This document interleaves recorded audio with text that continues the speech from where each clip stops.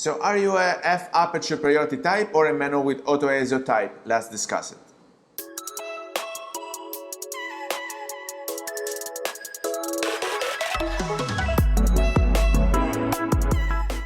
Hello everybody, welcome back to the channel. Thomas Love here from beautiful Vancouver, British Columbia, and today we are debating whether the best setting when we're going out there shooting street photography would be f aperture priority or manual with auto ISO, and it is also according to the camera that you are using. In my humble opinion, I use f aperture priority like 90% of the times because my Leica Q2 or the DSLR I had prior to that, it was the Nikon D750, they were not BSI sensor, and so the urge was to keep the ISO as low as possible, and then if you need some help with the semi-assisted mode, I was going with the f aperture priority because I didn't want to compromise when we're shooting street. I always want to have at least f8 as aperture priority, and then the camera was suggesting the best shutter speed given that situation. And then if it was too low, you had to pump a bit the ISO. So the trade-off was always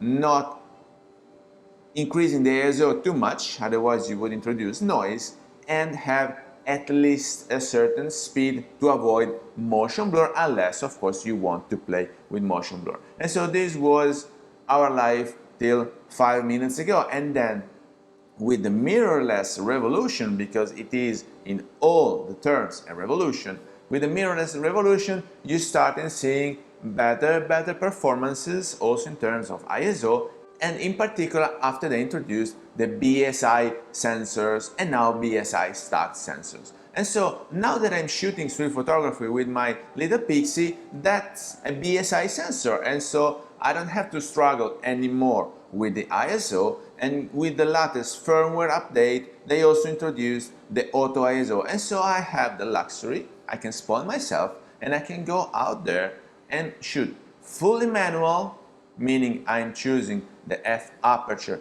and the shutter speed, and the camera would pick up the best ISO for me given the situation, because when you're walking down the street, you're walking in the shade of buildings, and then maybe you get out of it and you're hit by hard light, and then maybe you transition inside, and so inner parts of certain areas of the city which are covered, and then you have reflections, so on and so forth. And so you cannot just spending all your time adjusting the ISO, because otherwise you would look into the menu much more than you're looking all around yourself, and the camera helps you with that. And so you can cap the max ISO that you want the camera to pick up for you. In this case, I capped it to 3200, but I never had the chance, or I never had the need of going up to 3200, and then for all the rest, it's a machine gun, because this way it is so fast, because the f aperture it's always the one that you set,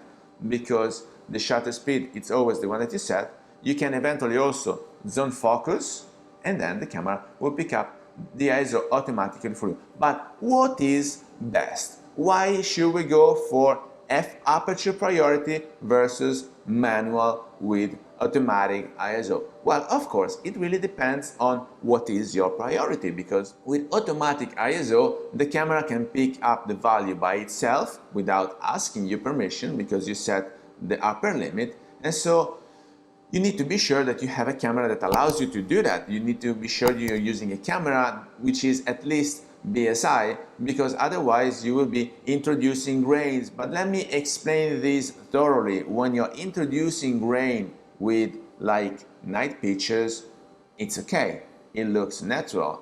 The only thing is that when you're pumping that much the ISO and then you're introducing grains only in the shade, so in the darker areas of the picture, so this is why you want to avoid it, and so you transition back to f aperture and you are in control of the ISO, so you're handing over to the camera only the shutter speed.